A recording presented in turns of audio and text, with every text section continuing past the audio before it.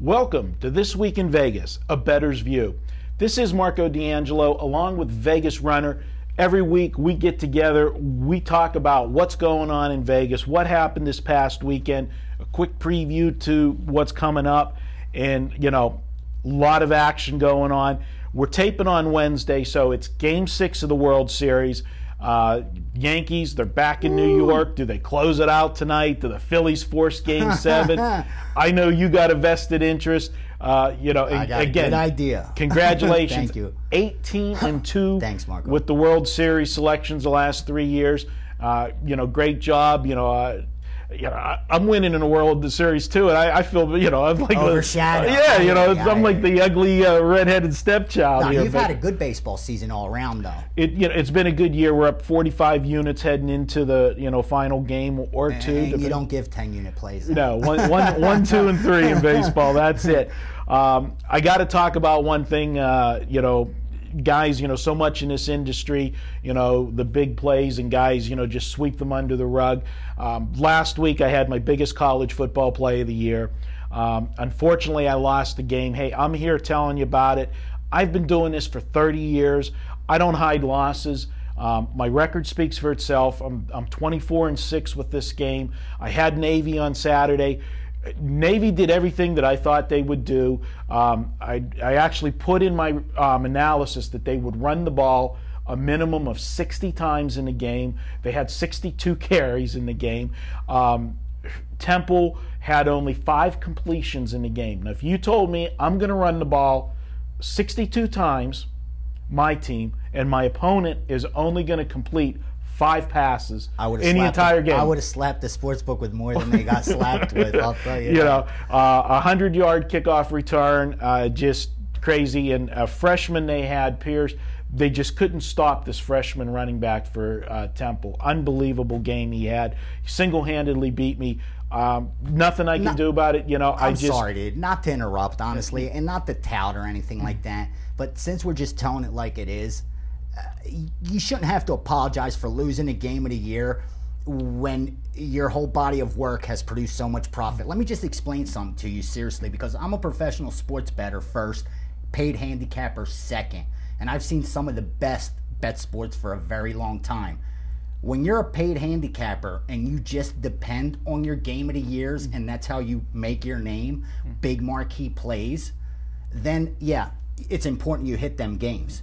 But when you're a professional sports bettor like you are, and your overall objective is to make money, then all you did was lose 5-unit game. And when you win a bunch of 3s and 2s, it becomes irrelevant. And I think that's how people need to start looking at this, instead of like the game of the years have to win. The game of the year is just a real strong play that's a couple units more. But you need to look at a handicapper's entire body of work. And, because you see these guys firing game of the years every week, and they depend on them big games, hopefully, to win.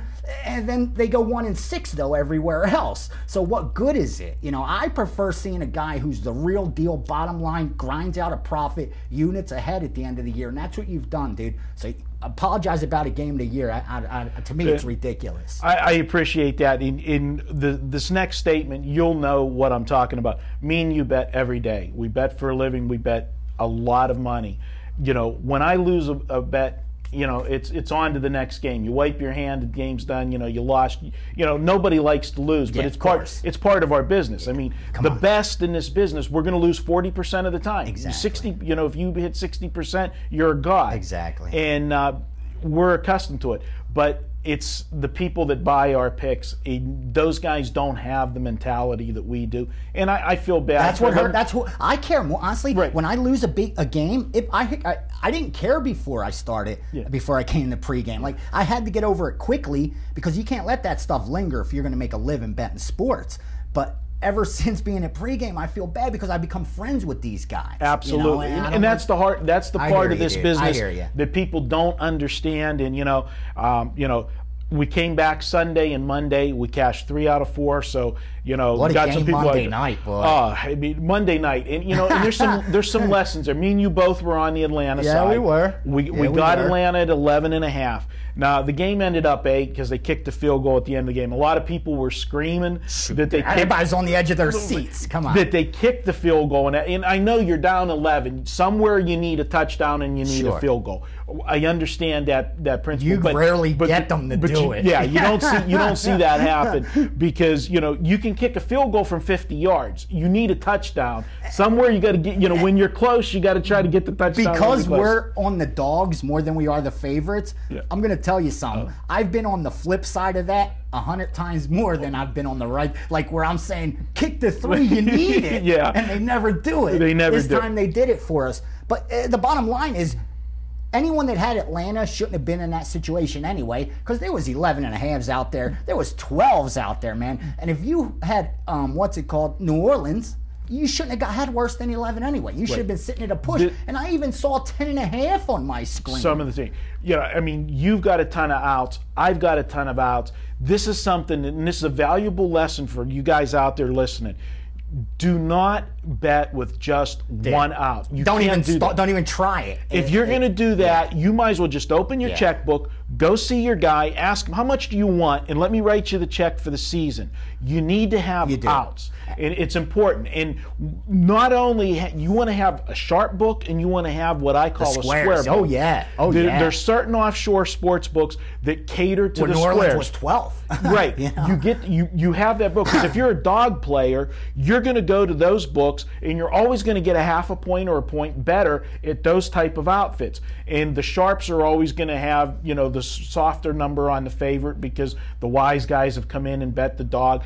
Have your outs, shop around. Yeah. Be like your wife that looks for sales. That's what it's all about. You're over a course of a season, you don't realize 3, 4, 5 times you win a game by half a point. Difference, dude. You take a half-point winner from a half-point loser and turn that around. You can make or break a season. I say, how people approach it and they say, if you could tell me one thing how to become a better or successful sports bettor, what would it be? And there's a couple things that I would suggest. Create your own line so you have something to compare and it's unbiased. Anyway, make a long story short, the easiest thing you could do to improve results is have more outs.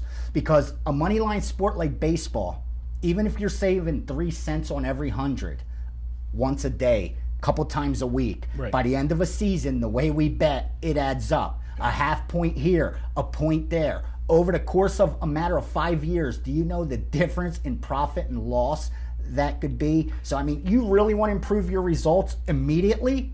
Get more outs, and right away you increased at least 2 percentage points. Money line in baseball, absolutely, and half points even more so in basketball. Sure. When you're betting basketball, where every number's live. Football, there's key absolute numbers. key numbers. Sure. But basketball, 17's a key number. Yeah, every number's live in basketball.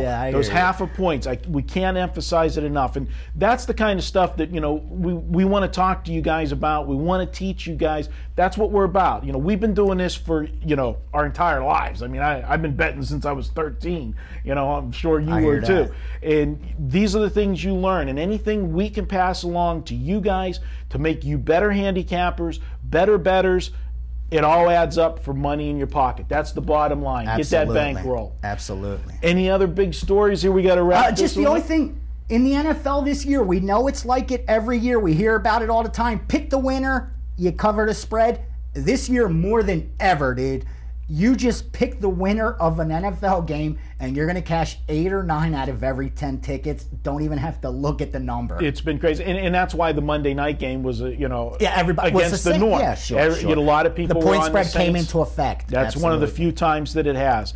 Hey, this has been the This Week in Vegas with Vegas Runner and Marco D'Angelo. Hey, continue the conversation. Go and post comments about this video, what you like. If you guys have any questions for us, fire it at us. We'll be here. We'll answer them in the coming weeks. That's what we're here for. We love doing this. VR, thanks. Cheering my game of the year. I dropped a ton this morning, dude. Game 6 World Series, Mr. October. Unloaded, we'll talk to you guys next week. This is Marco D'Angelo for Vegas Runner. Have a good week, guys.